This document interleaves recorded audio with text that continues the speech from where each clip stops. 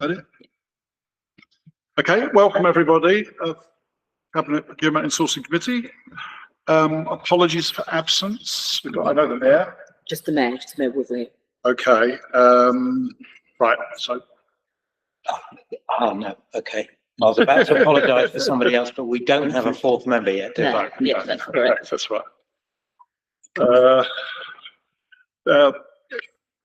This agenda contains some exempt items which, if necessary, will require us to go into a private. So yeah, sorry, that's not what it says.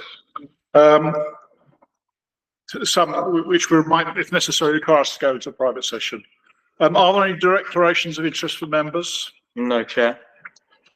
That's fine for me as well. Go 2 pages at once. There are no items of urgent business that I'm aware of, and no deputations. Can we move to the unrestricted minutes of the meeting on the 4th of March? Are we happy with those? Yep. Thank you. Can we agree those then? Agreed. I would note also the action tracker, which I had private discussion with officers and we need updating for some dates in that. And yes, please. Do that next time.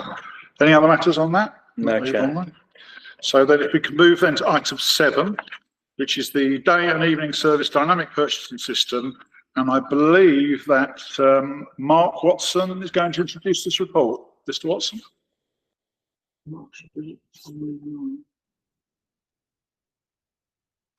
Now the internet's been playing up all day. I don't know.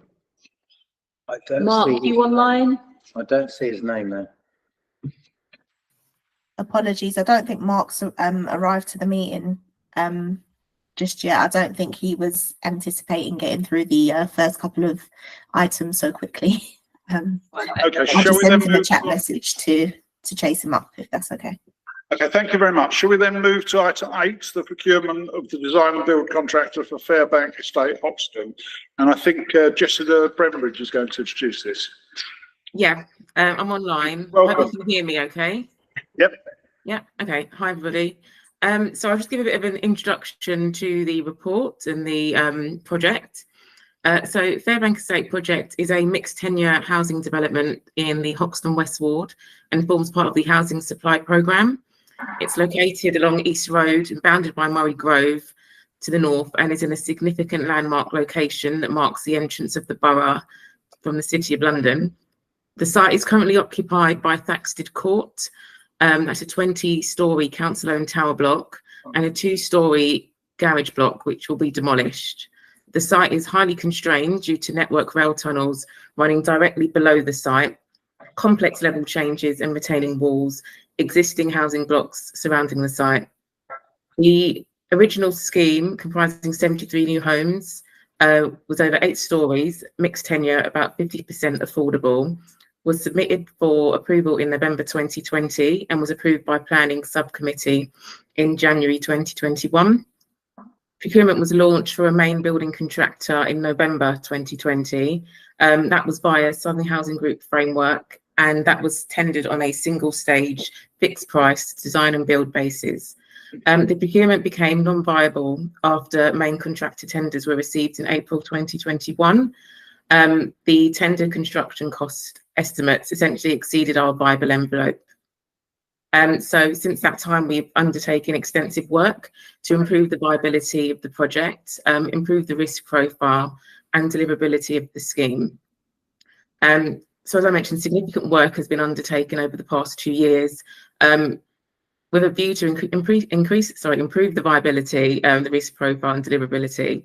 So we've undertaken a no stone unturned review of the project to identify weaknesses in the original planning scheme and tender, along with addressing new regulatory requirements and introducing a range of changes to create a more affordable and deliverable project.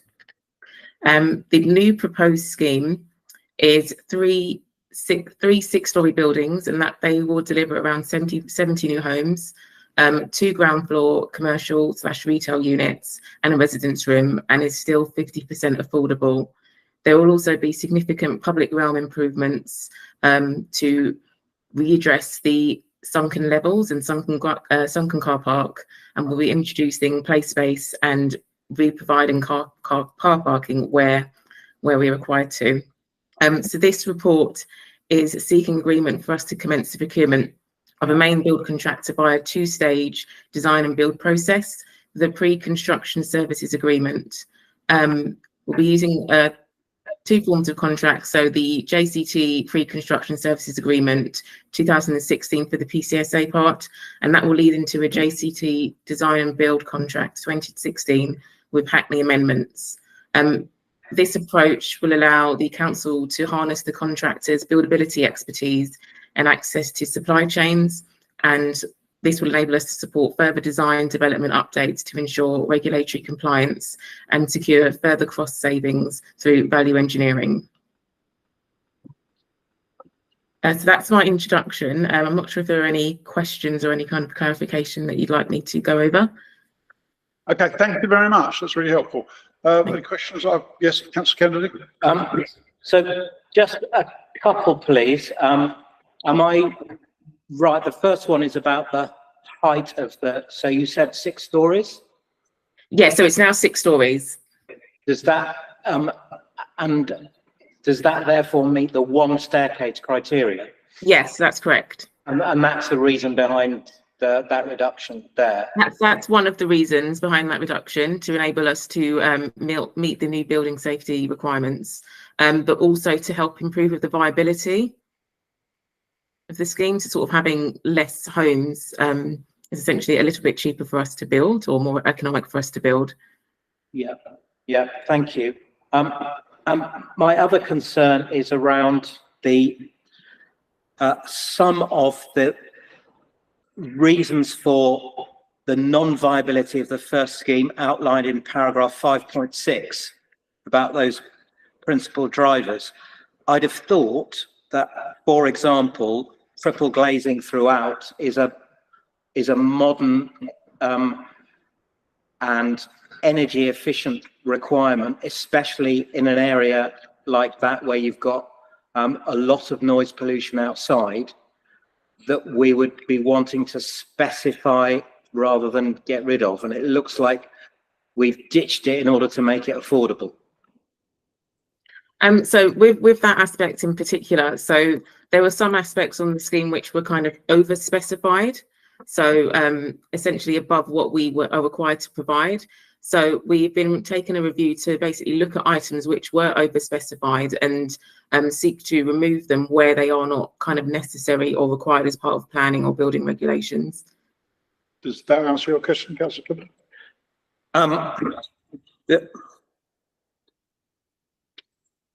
Yeah. Yeah. I mean, regrettably, yes, it does answer my question, Chair. That's the. I suppose the issue is what the specification should be, isn't it, as to over specified or not. Now that's defined. So the initial point, can you answer that in terms of the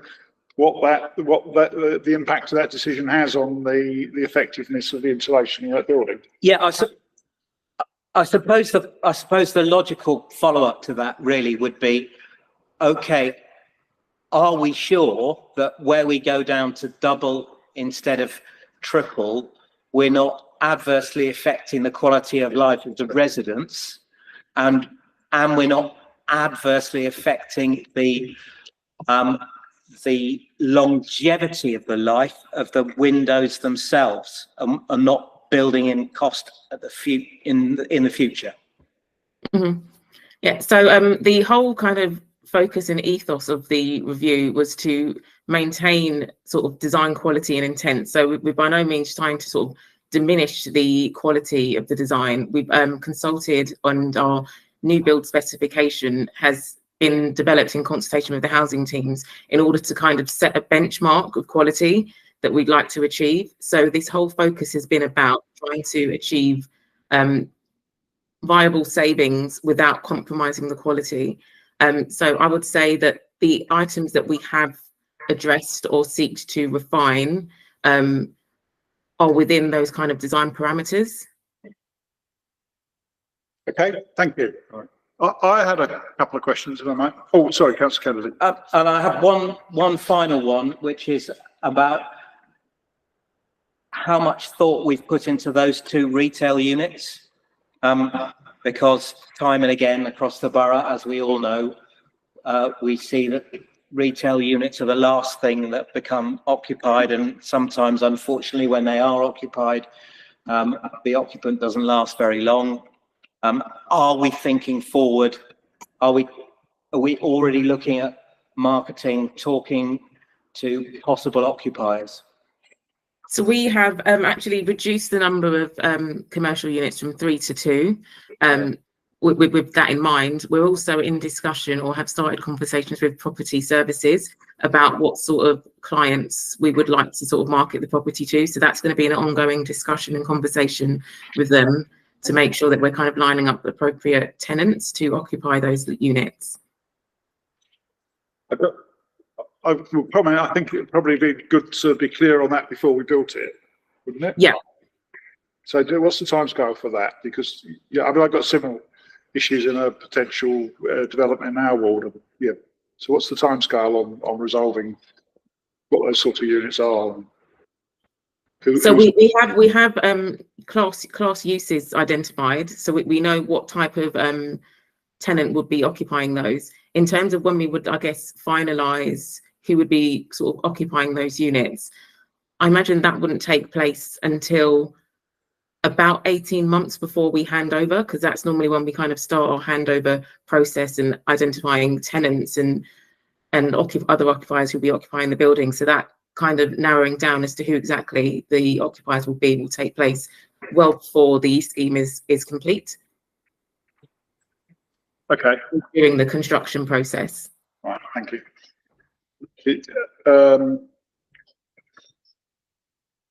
Okay. Yeah, so another question, which was on the risk bit, which is section 7. One, is it? I've got it written down. I can't even read my own writing. Oh, where's the risk gone? Section 71. I can't find it. Yeah, section 71, 571. It's 571. Yeah, just looking at the top 3 risks there, which are all fairly, one would have thought, really important for the contract and its success. They're all multiply red. Yeah. Just has to raise the question: just if we agree with this, I mean, how safe are we in agreeing it with all those risks, and to what extent can they be mitigated, and what would the effect of to what extent they're mitigated, I suppose. Secondly, what are the impacts of those risks if they crystallise? So within the report, we've kind of outlined some mitigation strategies. Most of the risks are around the cost. So this route that we're proposing is directly to address that key risk about costs and us essentially getting into contract with something that is going to cost us more than we can afford to build. So one of the risks in terms of mitigating the costs is we're actively seeking additional funding from the GLA to improve the viability of the scheme. We've also submitted some funding to the Brownfield Land Release Fund to again assist with viability of the scheme. The route that we are taking is also broken up into 2 stages. So during the first stage, we will be working with the contractor to realise some additional savings and also to essentially procure packages of the work throughout that first stage to ensure cost certainty for us. The benefit of the 2-stage procurement as well also means that if we do get to the end of the first stage and it is unaffordable, there is that opportunity to break free from that contract and we don't have to kind of deliver it.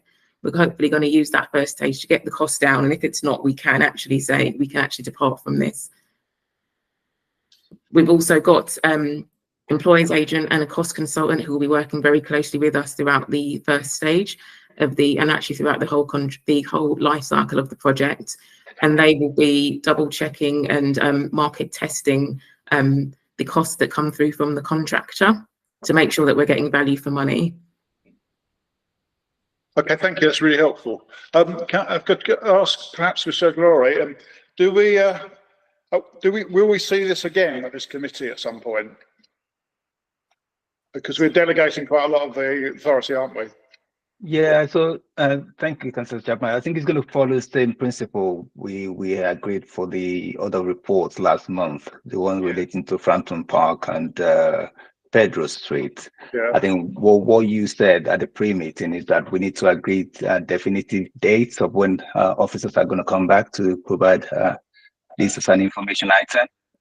Yeah. Okay. So I will be talking to my colleagues to try and get some dates. I think the appropriate date will be when the PCSA agreement is finalized. So at that point, I think it will make sense to come back and at least inform members of the outcome of this procurement. Okay, so that's an event, really, isn't it? That triggers it rather than a specific date, isn't it? Yeah. Yeah, because this is what I'm saying. We might be able to get a date. Is that I'm certain that my colleagues have a procurement timetable, so we could go back and look at that procurement timetable and look at the dates that is set for the agreement of the PCSA contract award, and use that as the dates we give to members in terms of when officers can come back. And obviously, if that slip, we can also advise CPIC accordingly. Okay, we'll note that. Yeah. Yeah. Yep. Oh, Councillor Kennedy. I think on that, with the caveat, Chair, that we have, with construction costs moving so fast, sometimes run into the fact that our own timetables don't allow us to do that without putting at risk bids that have been made, and we wouldn't want to be doing that. Yep. Yes. We'll note that as well. Very good point. Okay, then if we can then move to the recommendations on page section 3 of the report, which is to agree the two-stage procurement and the delegated authority. Are we happy to do that? Agreed. Okay. Thank you very much. And thank you very much for your presentation. That's very helpful. Thank you. Thanks. Okay, so we move back then to item 7. Now, I understand that it's not. He's there. Oh, he's there now. Great. Mr. Watson. Oh, bless him, he's in his car. Oh, he's gone. Can't hear you. I understand that Penny is able to step in until Mark is able to get himself settled. So, Penny, do you want to come in? Hello, good evening all. Hi, Mark, my apologies. Can you hear me? Yeah. Well, it could be Yeah, appropriate. my apologies, everybody. I got the times wrong. So yes, I'm here to present the report for the day opportunities or day and evening opportunities. This is a hybrid model, so it involves our in-house day service, our external provisions that we use, and up until now have used on a spot purchase basis. So the in-house day provision is going to become a specialist unit for autism and LD, and look to take more of the complex cases that we currently fund externally and bring them back in-house. And then we wanted to move away from spot purchasing of the other day opportunities, just to be able to control, obviously, price and quality, and also just have a contract with the providers rather than spot purchasing. So this paper presents that. We've done the procurement. It's a dynamic framework, and I was going to ask Jade if she would just explain a little bit about how each of the processes will work, because obviously new providers can apply at any time, and I think there were some questions around how we would work that. So Jade, are you able just to comment on that for me? You're welcome Hi, to. yeah, sure. Hi. Yep. Hi, thank you, Councillor Chapman. Thanks, Mark. So Jade Machita, Procurement and Commercial Manager within Adult Social Care. So I've been leading from the procurement side on the DPS arrangement for the day and evening services. And we've taken the model of a DPS. So we've received quite a lot of interest on this DPS, which is great. And we had a good kind of picture of the local markets and stuff. So we did anticipate that we would get quite a bit of interest. What we've kind of established is a rounds system as a DPS works. So once a bidder has kind of submitted a response via the pro contract system, it comes through to us on an email alert, and then we have 15 days, as with the guidance per the DPS requirements, via the PCR, to assess the bids that come in. So what our service has done is we've kind of got a panel, a moderation panel meeting in. We've got regular meetings scheduled to make sure that we can assess these in a timely fashion. And as part of the kind of lessons learned from this DPS, we understand how kind of resource heavy it could be, and kind of hoping that, come the new procurement regulations, there could be some kind of other flexible arrangements that we could look into once this kind of contract has gone through its lifetime. So, so it's kind of looking at what we're doing currently, and then kind of building on our lessons learned, really.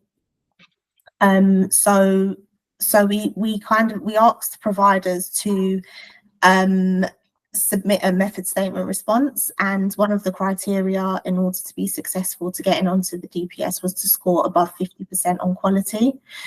And this was to just ensure that we had good quality submissions that come through.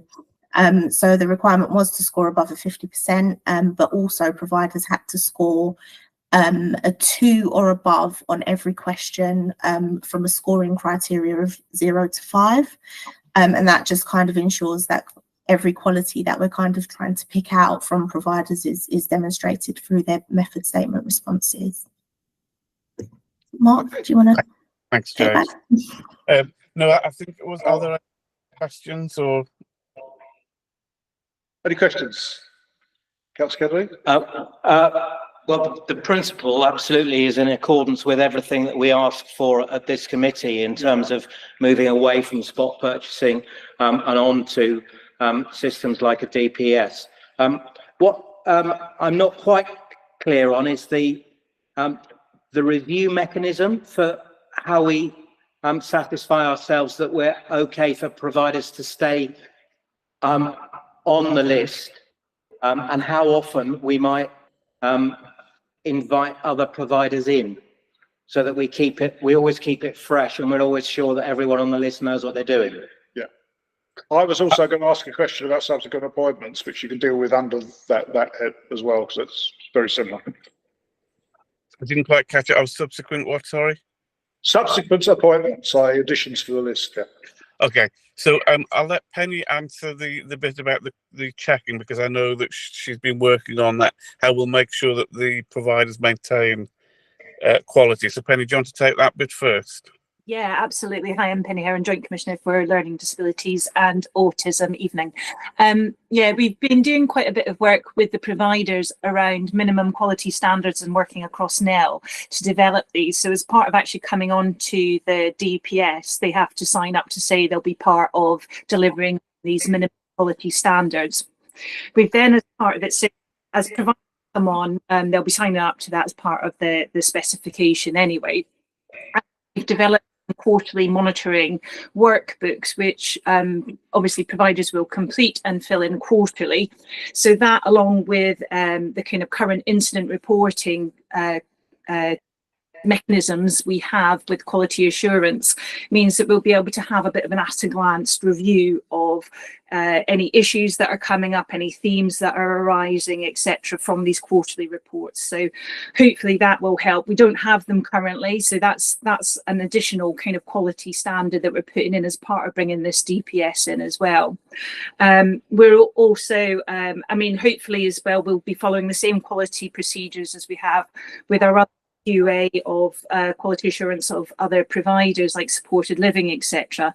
So every ideally a year to 18 months there is in-person visit to the service as part of that. So we're hoping within the new structure we'll be able to sort of carry that on with our quality assurance officers actually doing visits.